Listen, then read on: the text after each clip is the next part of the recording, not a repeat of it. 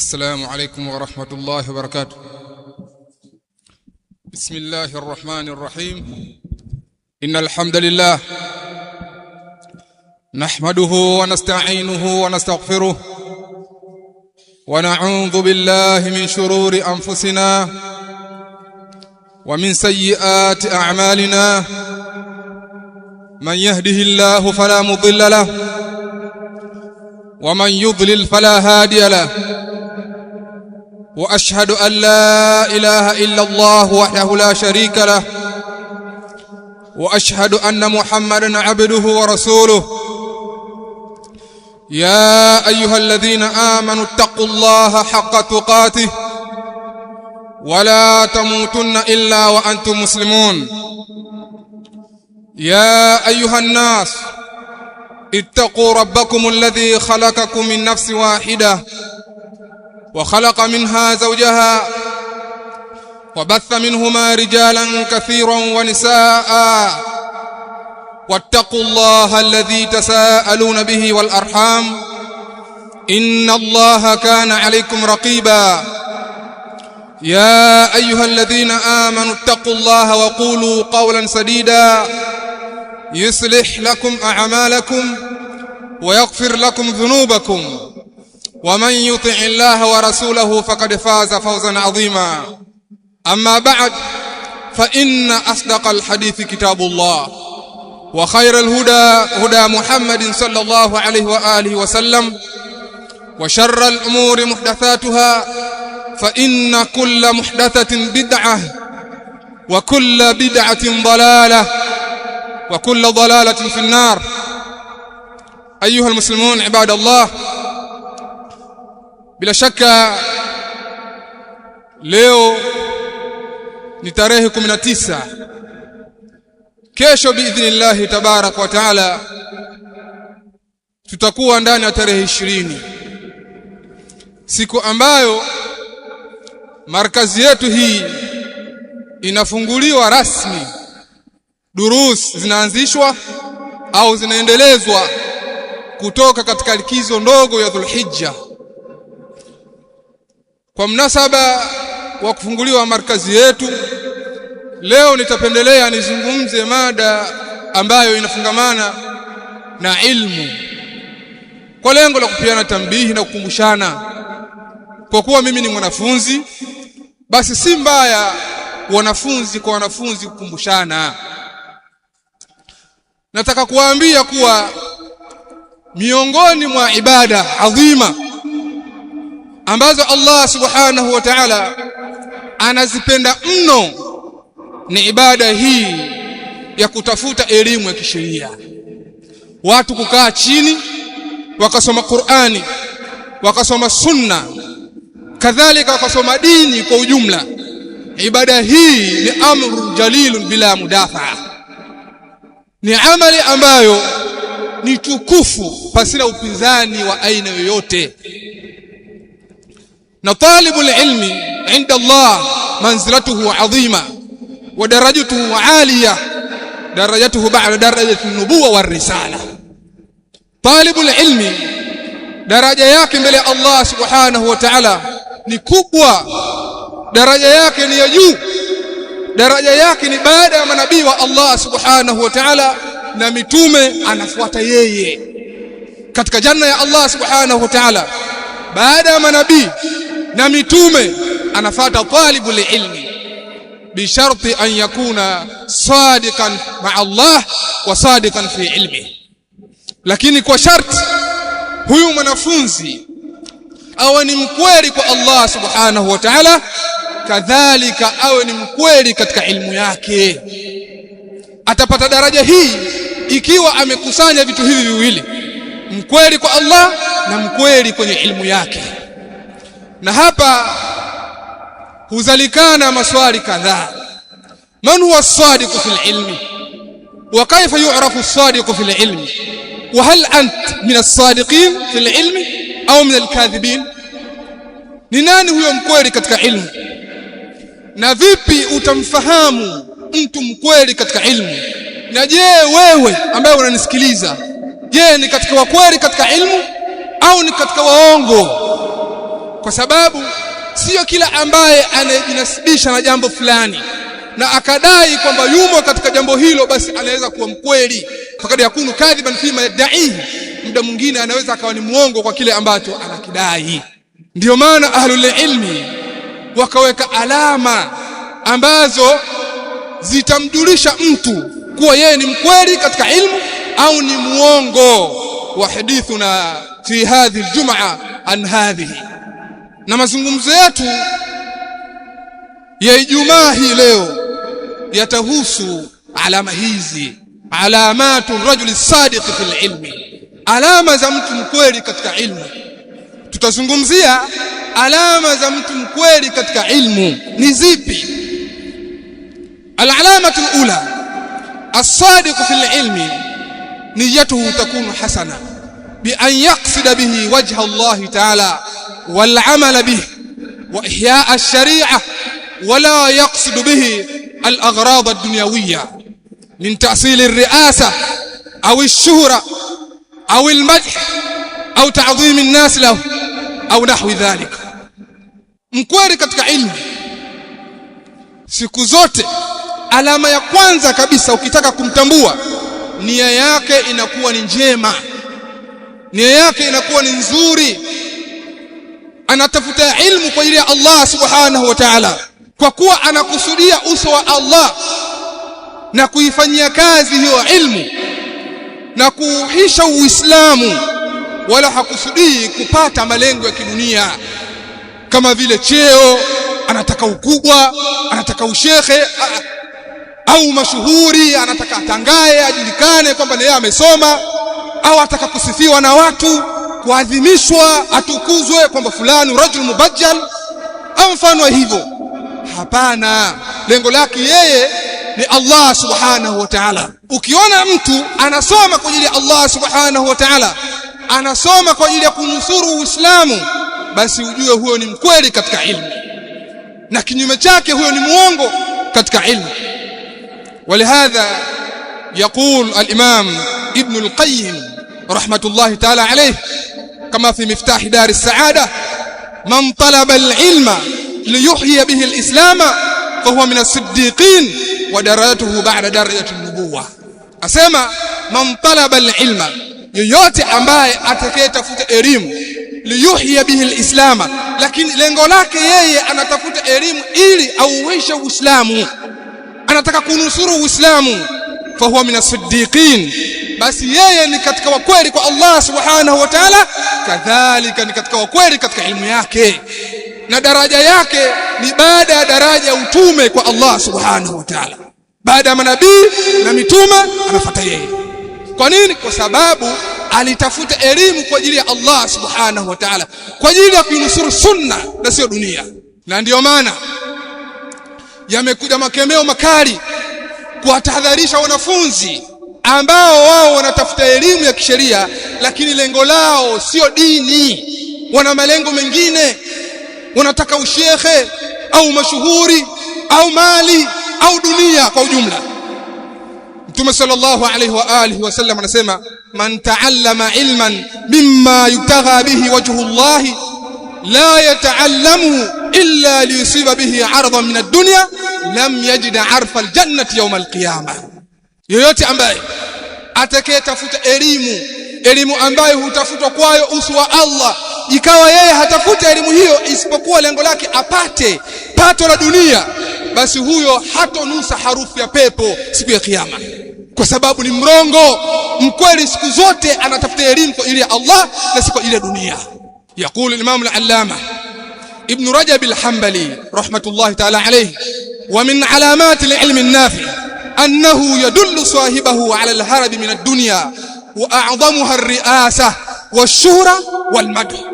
أنا سمع الإمام ابن رجب kwenye kitabu chake Fadhl ilmi as-salaf ala ilmi al-khalaf, anasema miongoni mwa alama za elimu yenye manufaa, elimu ya kweli, ni ile ambayo inamfanya mtu aikimbie dunia, ni ile ambayo inamfanya msomaji aikimbie dunia, na dunia kubwa kuliko zote ni ar-riasa, kutaka ukubwa, kutaka mamlaka, kutaka cheo, washura kadhalika kutaka kutangaa, kutaka kujulikana, walmadhu na kutaka kusifiwa. Wa huna mazallatul aqdam. Hapa ndipo ambapo wengi katika tulabul ilmi wanateleza. Wapo katika baadhi ya tulab wao wanatoa jitihada kubwa katika kusoma, lakini nia zao zimeharibika. Anataka asome ili kesho apate umashuhuri, atukuzwe, aitwe kwa ni shekhe, aheshimiwe. Hilo ndio lengo lake. Na ndiyo maana utaona sasa hivi kwenye mitandao huko kumechafuka. Kwa nini? Kwa sababu watu wanagombania ushekhe na wanautafuta ushekhe kwa ulazima, kiubabe, utake usitake, yeye atakuwa shekhe. Mpaka inafikia mahala watu wanatukanana, ugomvi kwenye magrupu huko. Huyu anathibitisha kwamba yeye ni shekhe na kashapewa ushekhe na fulani, wenzie wanampinga, hapana wewe sio shekhe.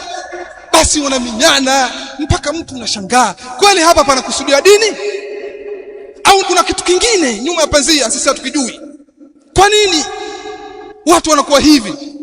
Mpaka wanafika mahala utatafakari kwamba baada ya miaka 5 au 10 20 huko mbele hali itakuwaje kwa hivi tunavyoona sasa. Talibul ilm siku zote yeye huwa anatafuta elimu kwa ajili ya Allah subhanahu wa ta'ala, na anakuwa mkweli katika ilmu, kisha anasubiri zama ziseme, wakati wake ufike. Sio kulazimisha ushekhe, kujipenyeza kwenye safu za mashekhe. Yani anataka awepo katika ulimwengu wa mashaikh wakitajwa na yeye atajwe, fulani bwana shekhe, basi yeye mwenyewe asikia raha. Sasa analazimisha ule ushekhe. Nataka kuambia ushekhe haulazimishwi. Wewe soma kwa ajili ya Allah, kuwa mkweli kwa Allah, wakati wako utafika. Sasa hivi si wakati wako.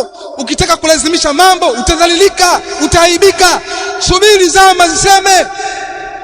Wewe sasa hivi ni kama sisimizi kwenye kundi la tembo, huwezi kuonekana, wanaonekana wao tu.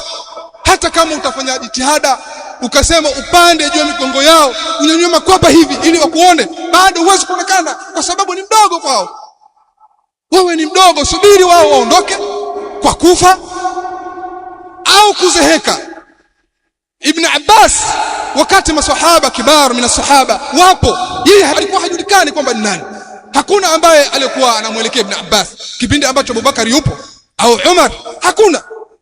Lakini baada ya kutoweka wazee hawa akawa habrul umma, kwa sababu zama zile zilikuwa zinamhitaji. Kipindi cha Abubakar na Umar zama zilikuwa hazimtambui. Sasa wewe usilazimishe, zama zako zitafika. Likulli maqamin maqal wa likulli zamanin rijal. Kila zama zina watu wake, zama zako zitafika. Fanya subra, soma kwa ajili ya Allah subhanahu wa ta'ala. Lakini haya tunazungumza kwa sababu ni sehemu fulani ya nasaha. Kwa sababu ikiwa kama tutanyamaziana sisi tulabul ilmi, isije tukafikia mahala pabaya. Na ndiyo maana utaona kuna baadhi wanafikia mahala mpaka wanafeki vyeti, wanafeki umri, ili mradi tu aende akasome nje. Kwa nini? Kwa sababu anajua yeye akisoma nje akirudi atajikweza kwamba mimi nimepanda ndege nimekwenda kusoma nje, na mimi sasa hivi shekhe. Sijui nani kamwambia kwamba mtu akisoma nje anakuwa shekhe moja kwa moja. Sijui nani kamwambia. Kwani watu wangapi wamesoma nje na wamerudi? Hakuna ambaye anayewatambua. Wamemaliza pesa za Waarabu tu, na wengine ukienda wafeli huko, kila kiandika mtihani wafeli. Watu wangapi? Watu wengi. Sasa haya mambo mtu anatakiwa akae chini atafakari kabla hajafanya kitu chochote. Inatakiwa ajiulize, hili ninalolifanya nalifanya kwa ajili ya nini? Je, ni kwa ajili ya Allah au na malengo mengine? Watu wanafeki mpaka passport. Utasikia alhamdulillah nimepata scholarship. Cheti cha wapi? Kenya. Kisauni. Ulipataje? Na wewe si mtu wa Kenya wala hujasoma huko. passport ya Uganda. Maana sasa hivi kuna watu wana fake mpaka passport. Yani Mtanzania lakini anatafuta passport ya nchi jirani kama vile Uganda, Burundi, alafu anatuma maombi Saudia kwa sababu kuna urahisi wa kukubaliwa. Kwa hiyo ukitazama pale wewe unamuona kwamba yeye ni Burundi, kumbe ni Mtanzania. Haya yote anafanya kwa ajili tu apate nafasi ya kwenda kusoma nje. Ghish. Sasa ikiwa talibul ilmi wewe unafanya ghish, je, yule ami itakuwaje? Ukweli uko wapi? Kwa nini tunaminyana kuyafanya mambo ya haramu wakati mambo haya yanajulikana kwamba ni mambo ambayo hayafai kwa ajili tu ili ukasome nje? Kwa nini? Hapa ndipo sisi ambapo tunatia wasiwasi. Je, watu ni wakweli kwa Allah? Watu ni wakweli katika ilmu au wanataka kitu fulani? Kwa sababu mtu mkweli hawezi kufanya mambo haya. Mtu mkweli, narudia tena, mtu mkweli hawezi kufanya mambo haya katu. ومن علامات العلم النافع أنه يدل صاحبه على الهرب من الدنيا وأعظمها الرئاسة والشورى والمدح. Hii ni alama pekee ya kutaka kumjua nani mkweli katika ilmu. Na hapa pia tunapozungumza kwamba mkweli katika ilmu anatakiwa aikimbie dunia, hapa pia kuna tambihi. Kwa sababu siku hizi kuna lugha ambazo mimi nasema kwa si sawa. Utasikia kwamba siku hizi mashehe wanapenda sana dunia, si wa kweli katika ilmu, maslahi mbele, hakuna dini, wanapenda maisha mazuri. Almuhimu maneno yamekuwa mengi sana. Sasa sisi huwa tunajiuliza, kwani hawa mashehe ambao wanapenda dunia ni kina nani? Na wanapenda dunia kivipi? Mbona hamfafanui? Mnarusha maneno nyuma ya ukuta. Semeni wazi, fulani anapenda dunia kwa sababu hii, ili anasihiwe kwa sababu si jambo zuri.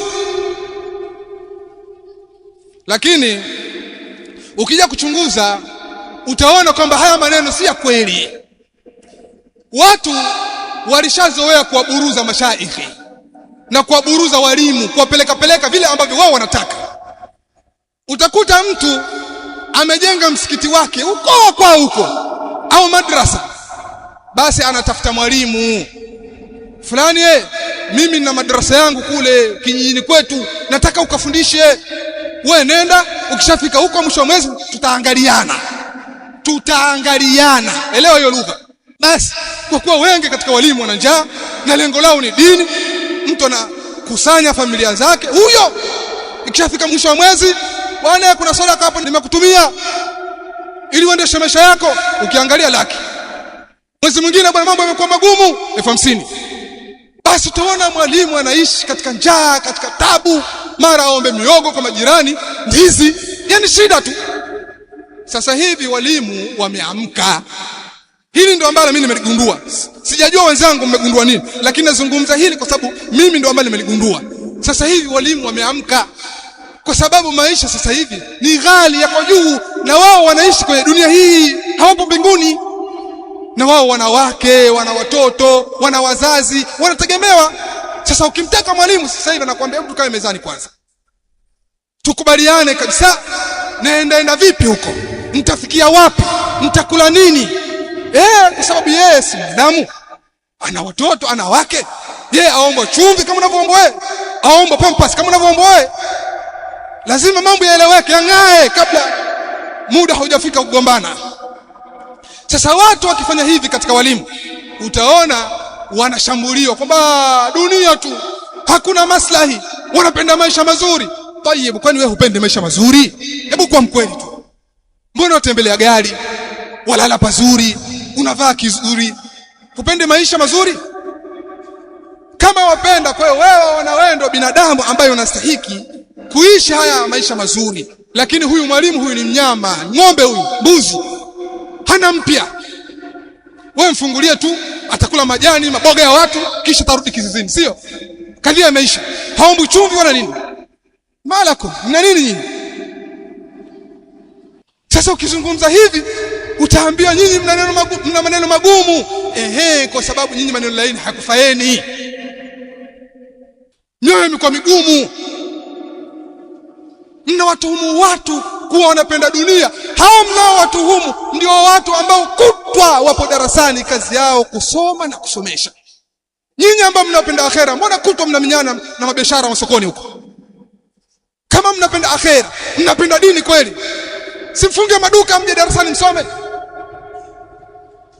Lakini wengi wao watu wenye meneno kama haya siku zote utaona ni watu ambao wako mbali na kuitumikia elimu, si katika kuwasomesha watoto wao wala kuwafadhili watu wala kutia nguvu kwenye zile marakizi ambazo zinatoa hao walimu. Wao wanapenda kupata vitu ambavyo tayari vishaandaliwa, yeye atakugharamika. Ukiona vielea vimeundwa. Sasa inatakiwa tufikie mahala tusiogopane, tuambiane ukweli. Yaani watu wasirushe maneno nyuma ya ukuta, waelezane ukweli, ili kama kweli kuna dosari, kwa sababu kila mmoja anakosea, awe shekhe au mwanafunzi au ammi, kama kweli kosa limethibiti anasihiwe na sio kumtia ubaya wakati hana. Hili silo sawa. Nataka kuambia tulabul ilm, nyinyi someni kwa ajili ya Allah, na wala msio na hofu ya maisha, na wala mtu asikupeleke eti kwa sababu ana mali, eti kwa sababu ana pesa anataka kuburute. Fahamu hicho ulichokibeba ni thamani mno kuliko hicho ambacho yeye anacho. Hayo maisha yatakuja baadaye biidhnillah tabaraka wa taala. Allah hawezi kuacha kuwanusuru tulabul ilmi ambao wamekaa chini wakasoma Qur'ani, wakasoma sunna, wakasoma dini, kesho waje kulingania tauhidi na kukataza shirki. Hatuweza kuacha kunusuru, atanusuru biidhnillah tabaraka wa taala. Yeye ndo ambaye anawaruzuku wachawi, majambazi, wezi. Vipi asiwaruzuku tulabul ilmi ambao wamebeba bendera ya sunna? Sio na hofu. Wa kana haqqan alaina nasrul mu'minin, Allah atanusuru muumini. Usiwe na wasiwasi, wewe kaa chini, soma kwa ile Allah subhanahu wa ta'ala, takasa nia yako. Lakini pia tukizungumza hivi hatuna maana kwamba wewe uzungumze na watu vibaya, uwadharau, uwatukane. Hapana, ishi nao kwa wema, zungumze nao kwa uzuri, kuwa mpole kwao, lakini usikubali kuburutwa na usiwe mwepesi sana. Kuna watu washawahi kuchukua walimu wakawalaza kwenye magodoro ya mkojo, shuka yanuka, mtu anashindwa mpaka kujifunika. Mwalimu wa Qur'an kwenye masekula, mbona mnatoa pesa nyingi? Kwa nini? Kwa nini mnawadharau walimu wa dini nyinyi? Mna nini kwani? Mna kitu gani? Kwa hao mmeona hawa ni watu wanyonge, ni watu wa kuodogesha, kuwadharau kwa sababu wamebeba dini, sio?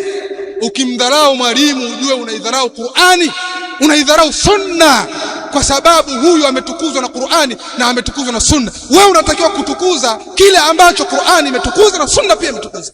Hapa sipendi kuzungumza sana kwa sababu nitakuwa simaliza maneno. Acha niache niende nukta nyingine kwa sababu muda utarefuka.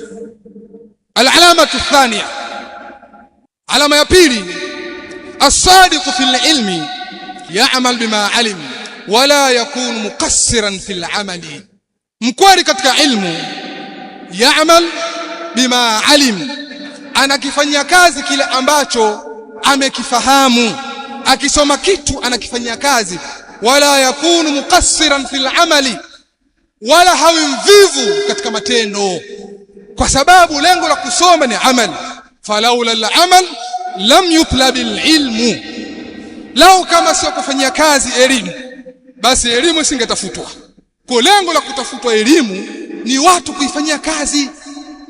Na ndio maana al-Imam al-Allama al-Hafidh Ibn Hibban al-Busti rahmatullahi ta'ala alayhi kwenye kitabu chake Rawdatul Uqala anasema, al-aqilu la yashtaghilu bi talabi al-ilmi illa wa qasduhu al-amal bih. Mtu mwenye akili timamu katika wanafunzi hajishughulishi na jambo la kutafuta elimu isipokuwa lengo lake ni kuifanyia kazi hiyo elimu.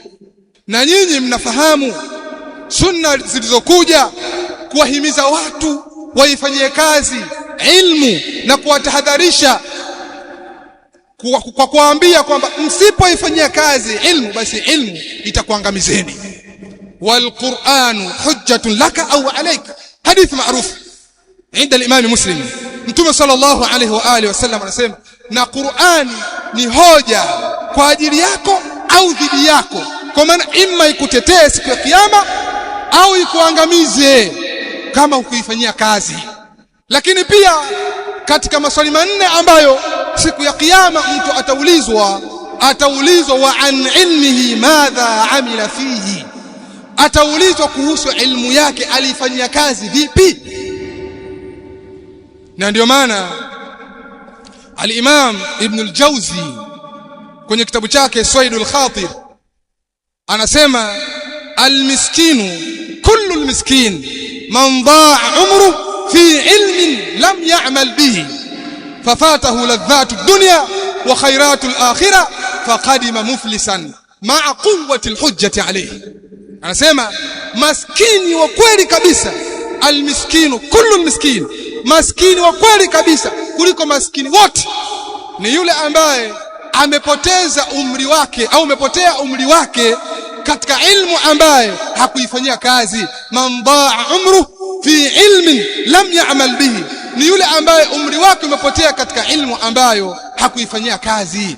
Fafatahu ladhatu dunya wa khairatu al-akhirah, kukamfutu yeye au zikamfutu yeye starehe za dunia, kwa sababu ladha ni zile starehe, zikamfutu yeye starehe za dunia, kwa sababu unapokuwa mwanafunzi lazima ukae kando na starehe, uwe mbali na starehe za dunia, ndio utapata elimu.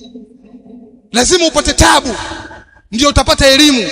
Kwa hiyo huyu ameacha dunia, ameacha starehe, akatafuta elimu ya kisheria. Kwa hiyo zikamfutu zile starehe za dunia wa khairatul akhirah, na pia zile khairi za akhirah pia zimemfutu, zimempita. Faqadima muflisan, akafika mbele Allah subhanahu wa ta'ala hali ya kuwa amefilisika, hana kitu, kwa sababu hana amali, hakuifanyia kazi ilmu. Ma'a quwwati al-hujjati alayhi, pamoja na hoja yenye nguvu iko dhidi yake. Si alibeba elimu, alisoma, alijua kitu fulani ni haramu, alafu akakifanya hivyo hivyo. Alijua kitu fulani halali na hakufanya yale ambayo yamekatazwa, yeye akayafanya yale ambayo yameharamishwa pia akayafanya. Kwa maana amekwenda kinyume na sheria, amekwenda kinyume na ile elimu ambayo amebeba. Huyu sasa atafika mbele Allah subhanahu wa ta'ala hali ya kuwa hoja ipo dhidi yake.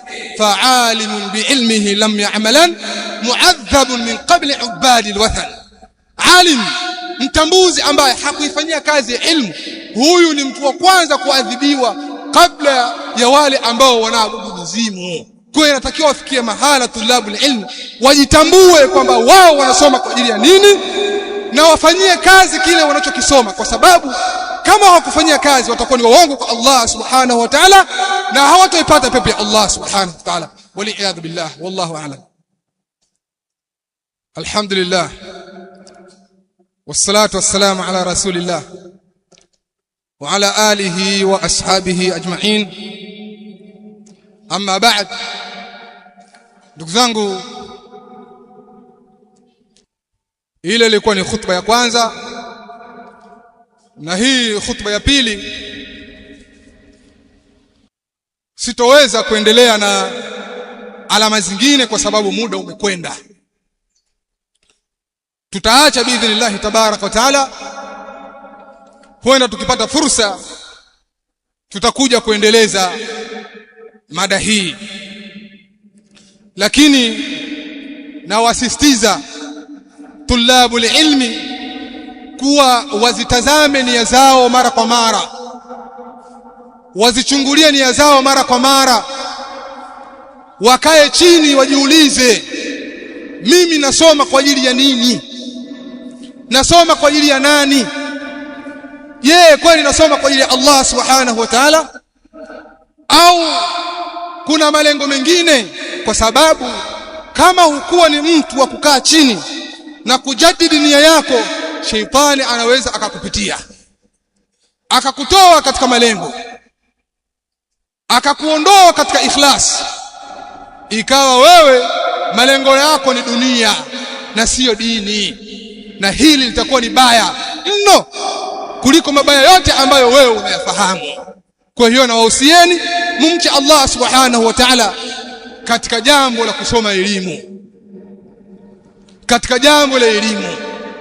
Kadhalika mumtangulize Allah subhanahu wa ta'ala katika jambo hili, na muwe kweli kwa Allah subhanahu wa ta'ala, kadhalika muwe kweli katika ilmu zenu, na Allah atakupeni ilmu. Wallahu a'lam. Wa sallallahu ala nabiyyina Muhammadin wa ala alihi.